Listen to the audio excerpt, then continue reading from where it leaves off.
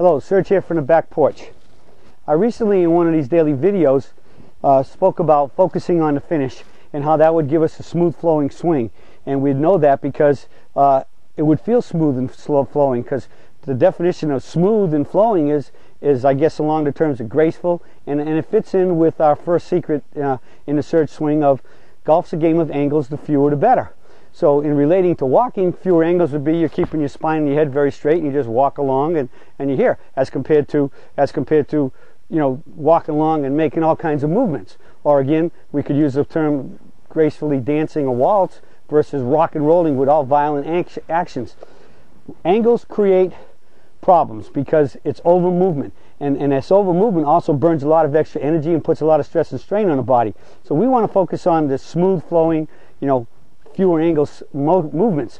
And I think I got an idea that can help you, or at least an image I can maybe give you about that can help you feel and sense what from the takeaway to the top to impact and then back up to the finish of what this smooth flowing motion should feel like. I just a lot of times tell students this in lessons, and they seem to grasp it pretty well, and I've used it myself on myself. And that is, think about a roller coaster. As you know, in a roller coaster, the coaster itself, the carriage, the cart, whatever you want to call it, is sitting on the track so that the wheels are on the track. So if you can think about these two alignment arrows here as the tracks, the wheels are on it, and the coaster sits on top of that. And as long as those wheels stay on that track, that cart will move smoothly and slowly, no matter how the track bends or turns, goes up or down. And we know most roller coasters start off, they go up, and when they reach the top, they just explode going down the hill where everybody starts screaming. And usually when they hit the bottom of the hill, it just goes zoom, and it's a hard turn, and it goes all the way around and comes out of it one way or another. The point is all of that ride is we get a little bit of a jerk, but the cart stays running smoothly on that track. So the track we want to think about basically though is this track goes up to here, comes right back down, and comes up. Now we know that track is a little tilted, okay, because we have to swing on a maximum incline plane for our posture. And so what I like to think about is I go up and down, I go back, I take it into the catcher's mitt and up the tree, and when I transition it comes down. Now we know the club gets laid off a little bit because of the secondary spine angle tilt, and the club comes back, but it's my job to make my hands, especially my bottom hand, for me my right hand, try to fight that club getting laid off, because if I let it lay off too much it comes down in, and there I have major angle changes.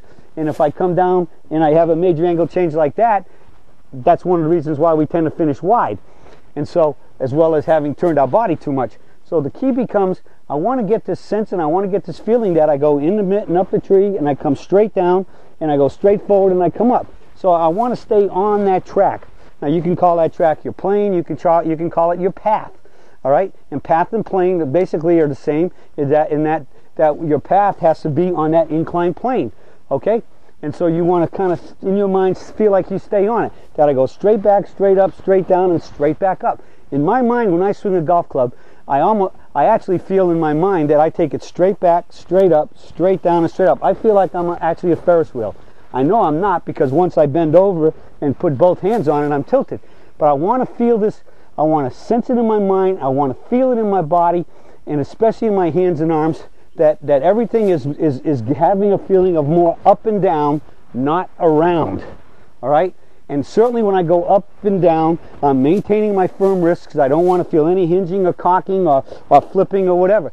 And when I'm swinging, I'm trying to feel that from the tips of my fingers all the way up to my forearms, that nothing in my muscles ever changes. Because if I start with my muscles at a certain length and a certain amount of firmness, if I have changes, you can feel those muscles moving and changing, and that's a big hint or a big clue to you that you're changing and you're not staying on that up and down path.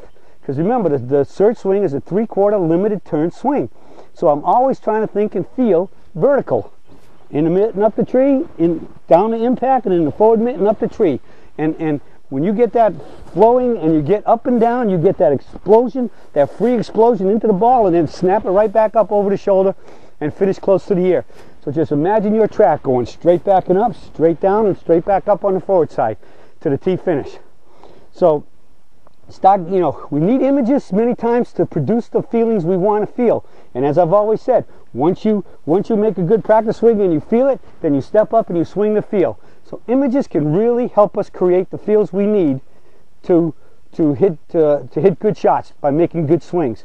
And so an image that might work for me might not work for you. So I guess what I'm saying to all of us is start waking your mind up to start thinking about images and to create the feelings you want to hit the good shots from the setup all the way through the swing.